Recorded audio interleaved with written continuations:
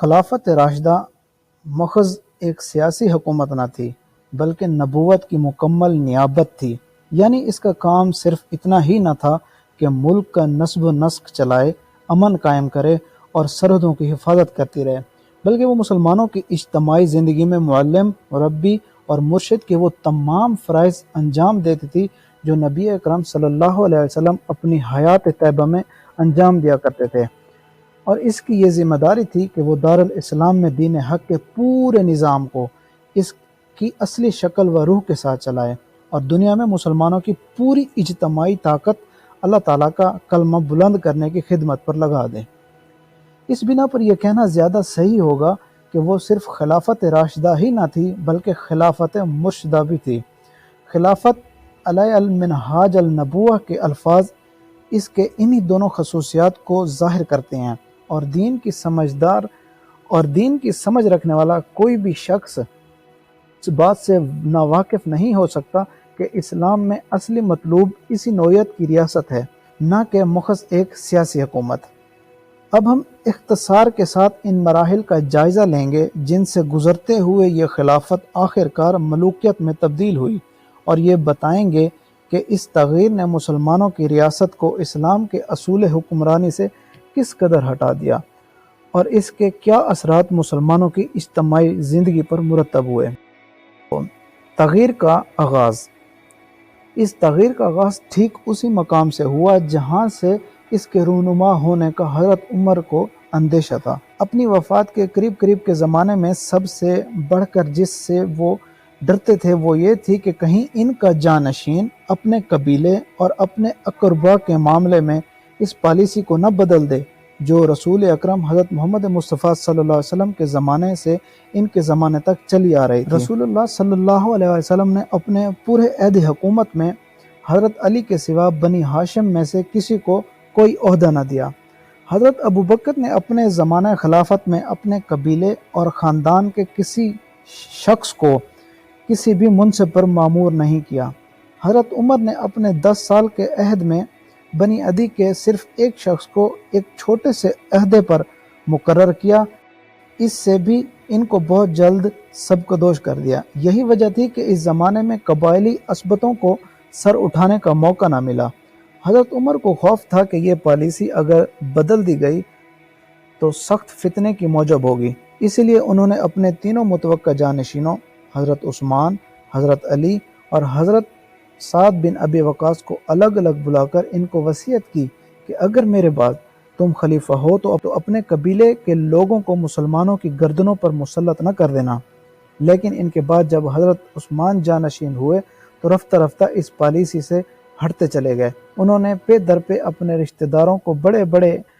اہم عہدے عطا کیے اور ان کے ساتھ دوسری ایسی رعایات کی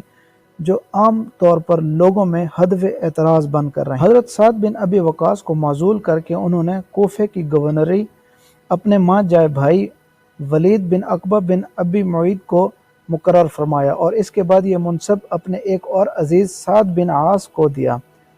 حضرت ابو موسیٰ عشرہ کو بصرے کی گورنری سے معزول کر کے اپنے ماموزاد بھائی عبداللہ بن عامر کو ان کی جگہ مامور کیا۔ حضرت عمرو بن عاص کو مصر کی گورنری سے ہٹا کر اپنے رضاعی بھائی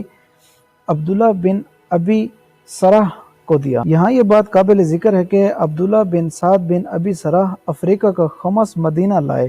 اور مروان بالحکم نے انہیں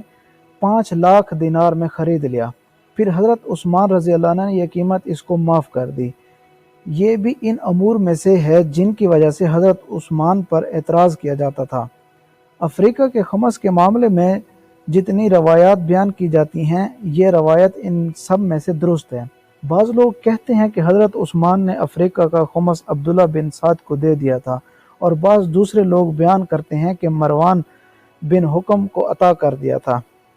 اس روایت سے حقیقت یہ ظاہر ہوتی ہے کہ حضرت عثمان نے افریقہ کی پہلی جنگ کا خمس عبداللہ بن سعد کو عطا کیا تھا، اور دوسری جنگ جس میں افریقہ کا پورا علاقہ فتح ہوا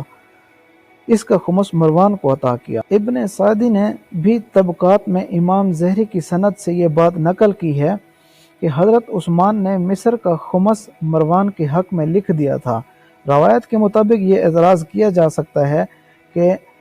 ابی سعد نے اسے واقدی کے حوالے سے نقل کیا ہے جو ناقابل اعتماد راوی ہے، لیکن اول تو ابن سعد کو تمام محدثین نے ثقہ اور قابل اعتماد مانا ہے، اور ان کے متعلق یہ تسلیم کیا جاتا ہے کہ وہ روایات کو جانچ پرکھ کر لیتے تھے، اور اسی بنا پر ان کی کتاب طبقات تاریخ اسلام کے معتبر ترین ماخذ میں مانی جاتی ہے۔ دوسرے خود عقدی کے متعلق بھی یہ بات اہل علم کو معلوم ہے کہ صرف احکام و سنن کے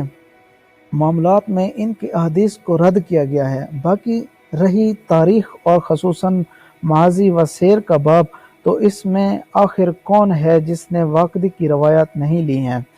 تاریخ کے معاملے میں اگر کوئی شخص روایات کے ثبوت کے لیے وہ شرط لگائے جو احکام شرعی کے معاملے میں لگائی ہیں، تو اسلامی تاریخ 90% صدی بلکہ اس سے بھی زیادہ کا حصہ دریا برد کر دینا ہوگا۔ یہاں یہ بات قابل ذکر ہے کہ ابن اسیر اور ابن سعد کے اس بیان کی تائید ابن خلدون نے بھی کی ہے، جنہیں بعض حضرات دوسروں سے زیادہ قابل اعتماد قرار دیتے ہیں۔ حضرت معاویہ سیدنا فاروق رضی اللہ عنہ کے زمانے میں صرف دمشق کی ولایت پر تھے۔ حضرت عثمان نے ان کی گورنری میں دمشق، حمص، فلسطین،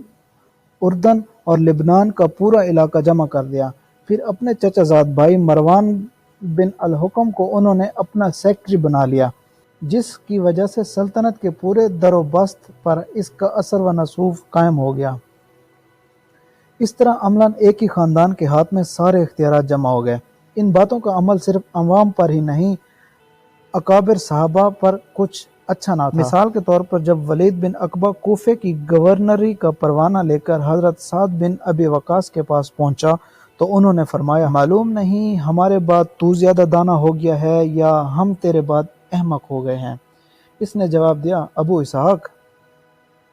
برا فختہ نہ ہو، یہ تو بادشاہی ہے، صبح کوئی اس کے مزے لوٹتا ہے تو شام کوئی اور۔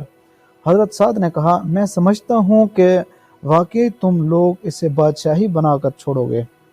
قریب قریب ایسے ہی خیالات حضرت عبداللہ بن مسعود نے بھی فرمائے۔ اس سے کوئی شخص انکار نہیں کر سکتا کہ اپنے خاندان کے جن لوگوں کو سیدنا عثمان رضی اللہ عنہ نے حکومت کے یہ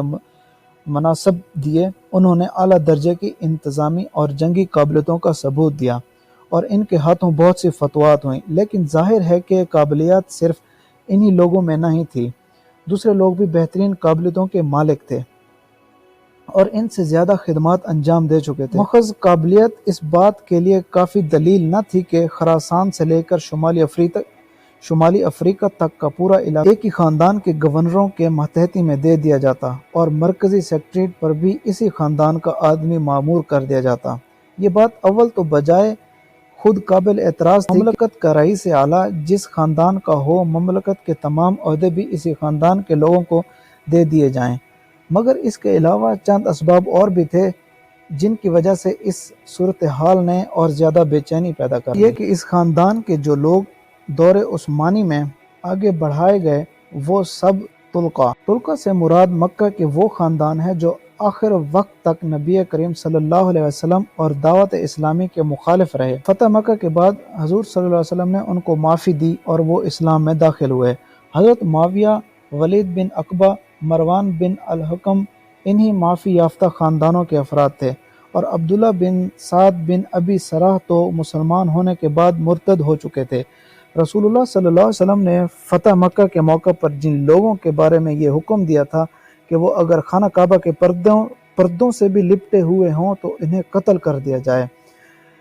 یہ ان میں سے ایک تھے۔ حضرت عثمان انہیں لے کر اچانک حضور صلی اللہ علیہ وسلم کے سامنے پہنچ گئے اور آپ نے مخص ان کے پاس خاطر سے ان کو معاف فرما دیا۔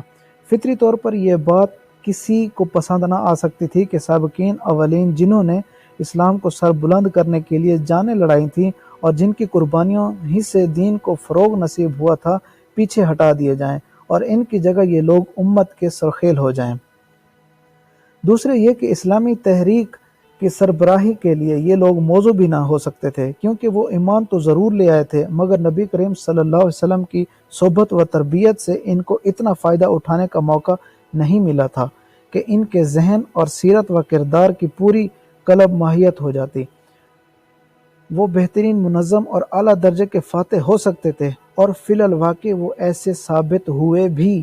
لیکن اسلام ملک گیری اور ملک داری کے لیے تو نہیں آیا تھا، وہ تو اولن اور بالذات ایک دعوت خیر و صلاح تھا، جس کی سربراہی کے لیے انتظامی اور جنگی قابلیتوں سے بڑھ کر ذہنی و اخلاقی تربیت کی ضرورت تھی، اور اس کے اعتبار سے یہ لوگ صحابہ و تابعین کی اگلی صفوں میں نہیں بلکہ پچھلی صفوں میں آتے تھے۔ اس معاملے میں مثال کے طور پر مروان بن حکم کی پوزیشن دیکھیے۔ اس کا باب حکم بن ابی العاص جو حضرت عثمان کا چاچا تھا، فتح مکہ کے موقع پر مسلمان ہوا اور مدینہ آ کر رہ گیا، مگر اس کے بعض حرکات کی وجہ سے رسول اللہ صلی اللہ علیہ وسلم نے اسے مدینہ سے نکال دیا تھا اور طائف میں رہنے کا حکم دیا تھا۔ دوستو آج کے لیے اتنا ہی، انشاءاللہ ملتے ہیں اگلی ویڈیو میں، تو چینل کو سبسکرائب کر لیں۔ تب تک کے لیے اجازت دیجیے، اللہ حافظ۔